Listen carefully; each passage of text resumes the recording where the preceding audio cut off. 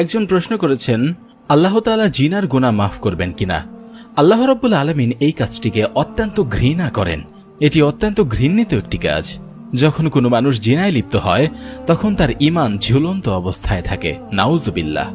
যে ব্যক্তি জিনা করে দুনিয়াতেই কিছু আযাব আল্লাহ তাআলা তাকে দিয়ে থাকেন।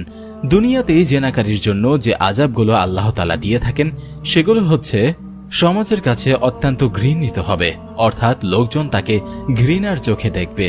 তার জীবনে এমন একটা সময় আসবে যখন তাকে পেটের দায়ে ভিক্ষা করতে হবে, মানুষের দুয়ারে দুয়ারে তাকে হাত পাততে হবে। আল্লাহ রাব্বুল আলামিন এই শাস্তিগুলো তাকে দুনিয়ায় দিয়ে থাকবেন। কিন্তু এখন প্রশ্ন হলো, আল্লাহ রাব্বুল আলামিন এই গুনাহ কখনো ক্ষমা করবেন কিনা। এর উত্তর হচ্ছে হ্যাঁ, কেননা আল্লাহ রাব্বুল আলামিন গাফুরুর রহিম। কিন্তু আল্লাহ তাআলার ক্ষমা লাভ করতে হলে তাকে ডাকার মতো ডাকতে হবে।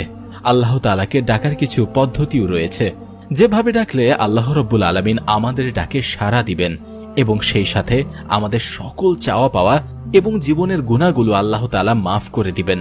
রাসূল সাল্লাল্লাহু আলাইহি ওয়াসাল্লাম এমন অনেক পদ্ধতি আমাদেরকে শিক্ষা দিয়েছেন।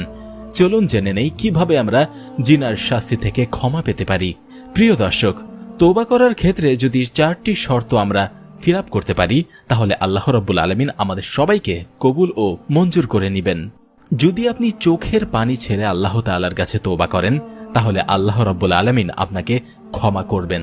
4টি শর্তগুলো হচ্ছে, 1. আপনি ইখলাস মনে তাওবাতুন নাসুহা করে আল্লাহর কাছে ক্ষমা প্রার্থনা করবেন। 2. আপনি যে কাজটি করে ফেলেছেন বা যে ভুলটি আপনার দ্বারা হয়ে গেছে সেটার ব্যাপারে অনুতপ্ত হবেন। এর জন্য বেশি বেশি কান্না করে আল্লাহ তাআলার কাছে ক্ষমা প্রার্থনা করবেন। চোখের পানি ছেড়ে দিয়ে আল্লাহ তাআলার কাছে বলবেন, যে কাজটি আমি করেছি হে আল্লাহ, তার জন্য আমি অনুতপ্ত। আমি ভবিষ্যতে এরকম ভুল আর কখনোই করব না। তখন হয়তো আল্লাহ রাব্বুল আলামিন আপনার দোয়া কবুল করে নিতে পারেন।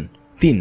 যদি আপনি এরূপ অঙ্গীকারনামা আল্লাহর কাছে দেন যে আপনি আপনার ভবিষ্যতে আর কখনো এরকম কোনো অন্যায় কাজ করবেন না, তাহলে আল্লাহ রাব্বুল আলামিন আপনাকে ক্ষমা করে দিতে পারেন।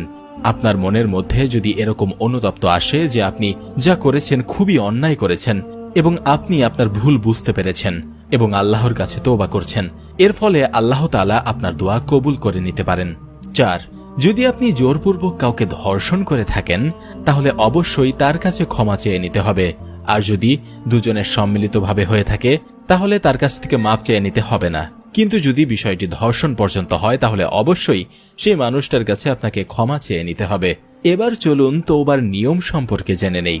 প্রথমত, আপনি কোন জায়গায় বসে চোখের পানিগুলো ছেড়ে দিয়ে আল্লাহর দরবারে ইখলাসের সহিত যদি আল্লাহর কাছে তওবা করেন যে হে আল্লাহ, আমি আমার জীবনের সকল